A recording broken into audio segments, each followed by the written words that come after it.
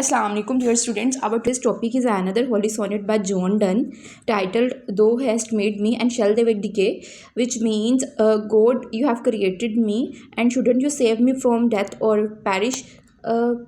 Basically this poem is one of the most intense expression of spiritual anxiety in metaphysical poetry. It was written during a period when Donne was deeply engaged with religion. The poem dramatizes the inner crisis of a sinful soul standing at the edge of a death.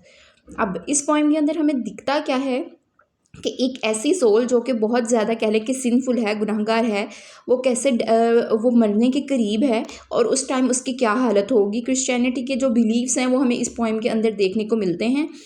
हम लोगों ने कल एक poem पढ़ी थी, unlike the confident tone death B not proud. इस sonnet में क्या है, हमें एक ऐसा स्पीकर मिलता है, एक ऐसा राइटर मिलता है who is fearful of damnation, जिसको अब्दी जो लानत कह रहे हैं या अब दायमी जो कह लें कि सज़ा है उससे बचना चाह रहा है। बर्डन बाय सिन, बहुत ज़्यादा गुनाह उसने किए हुए हैं।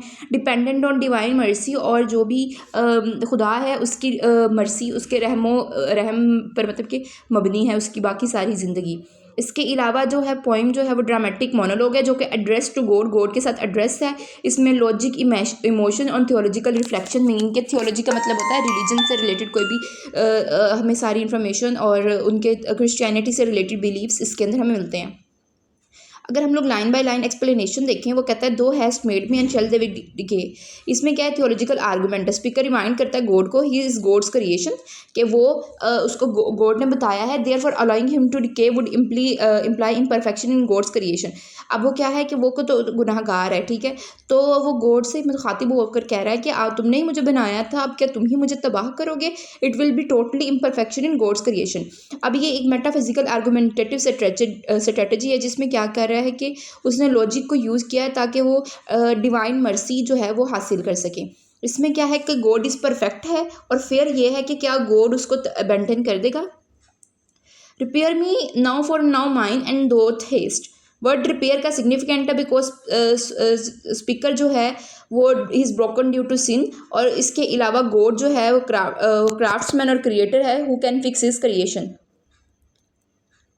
आई run to death and death meets me as fast. Powerful image of inevitability. वो कहता है कि मैं डेथ की तरफ मूव कर रहा हूँ और death is also moving towards him. Mean क्या कि speaker and death are moving towards each other, ठीक है। ये जो डबल इंटेंस है ये सेंसिफाई करता है सेंस ऑफ पैनिक और इनएस्केपेबिलिटी। मतलब कि क्या है कि डेथ जो है वो इंटरनल है, एजिंग है, और एक्सटर्नल जो है वो फेट में तो हमारी डेथ होती ही है।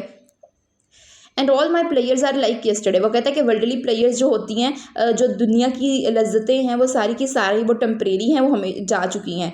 और इसके अलावा क्या करता है कि फ्यूटिलिटी ऑफ अर्थली लाइफ जो है उसको सजेस्ट करता है। इसके अलावा शिफ्ट है वर्ल्डली इंजॉयमेंट से स्पिरिचुअल अवेयरनेस की तरफ। मीन क्या कि वर्ल्डली इंजॉयमेंट जो है, जो दुनिया की लज्जतें हैं, दुनिया की आसाइशें हैं, दे ऑल आर टेम्परेरी, लेकिन जो हमारी अटर्नल लाइफ है that will be the life after death. I dare not move my dim eyes any way. Dim eyes का मतलब यह है कि उसकी स्पिरिचुअल ब्लाइंडनेस है, बिल्कुल उसको कह लें कि रूहानी ब्लाइंडनेस है। इसके अलावा फियर ऑफ जजमेंट है on the day of judgement. इसके अलावा स्पीकर जो है वो पैरालाइज्ड है, अनएबल टू मतलब कि लुक बैक, पास्ट सीन्स है उनकी तरफ नहीं देख पा रहा, लुक फॉरवर्ड देख रहा है, बल्कि फियर ऑफ डेथ की तरफ वो देख रहा है। इस टाइम क्या है कि उसको सेल्फ रियलाइजेशन हो रही है। इन लाइन्स में हमें एक चीज़ पता लग रही है कि उसको पता लग रहा है कि वर्ल्डली अफेयर्स जो है दे आर टेम्परेरी, और इसके अलावा अपने सिंस की, अपने गुनाहों की उसको एक सेल्फ रियलाइजेशन हो रही है। उसके साथ साथ जो दूसरा हमें इन लाइंस में दिखता है एक फेयर ऑफ डेथ उसके मतलब के अंदर नजर आ रहा है। Despair behind and death before doth cast स्टेरड। ये एक स्पिरिचुअल मेटाफर है। बिहाइंड डिस का मतलब क्या है, डिस्पेयर पास्ट, सिंगल अहेड का मतलब है फ्यूचर जजमेंट।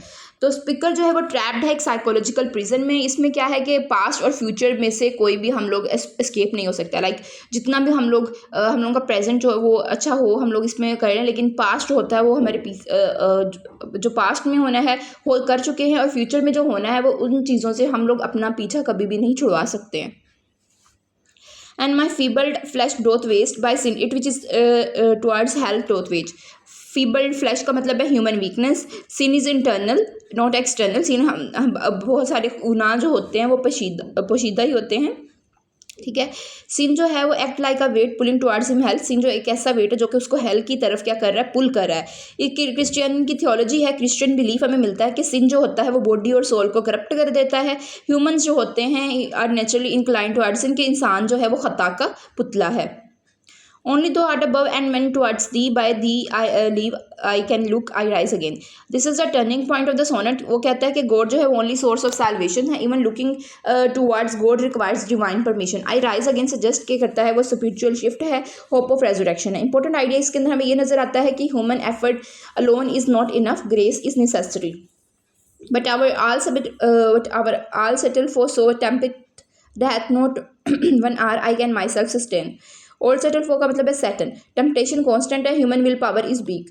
कहता है कि वो रजिस्ट को सिन को रजिस्ट नहीं कर सकता 1 घंटे के लिए भी. ह्यूमन हेल्पलेसनेस जो है विदाउट गॉड को सजेस्ट करती है ये line. The grace may wing me to prevent this art. Wing me का मतलब है कि lift the speaker virtually, lift the writer virtually. Grace जो है imagine as wing, a force जो कि एलिवेट करेगी सोल को और प्रिवेंट करेगी हिज आर्ट को, मतलब कि प्रोटेक्ट करेगी फ्रॉम सैटन्स ट्रिक. शैतान की जो भी हमें ट्रिक्स वगैरह होती हैं शैतान की पनाह में रखेंगी. And thou like adamant draw mine iron heart.